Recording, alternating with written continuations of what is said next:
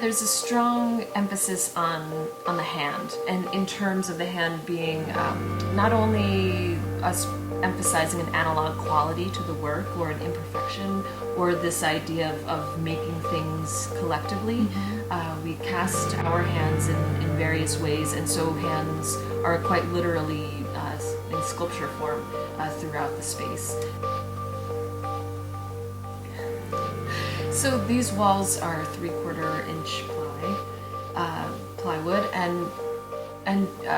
treating these movable walls as these borders or barriers, and finding ways collectively how we might break through them, sand through them, cut holes through them, so that they might be permeable, so that we might be able to pass materials or images through them, centers our interest, I think, about these walls. And so there were a variety of ways that we've been brainstorming about how we might encounter and work with or against these structures. And so using a jigsaw to cut holes through or windows through portals, using an angle grinder to grind through slowly or sand away to create holes or passages or other kind of viewpoints, or drilling holes, making windows and openings, and is the main way that we've been kind of thinking about how to interact with this wall. I think usually within a space, the pedestals or the walls within the space are sort of meant to disappear, and they're these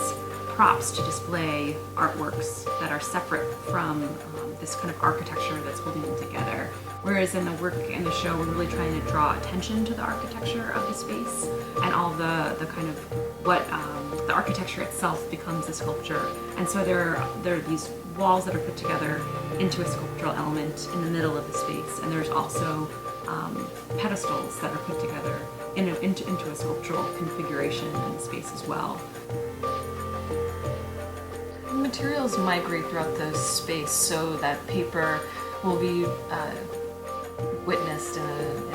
with works on paper and prints, and then in other times we're using paper pulp and paper mache in some of the sculptural objects. So there will be echoes of one material or an image across the space, and how one material or an idea or a process might change through a translation.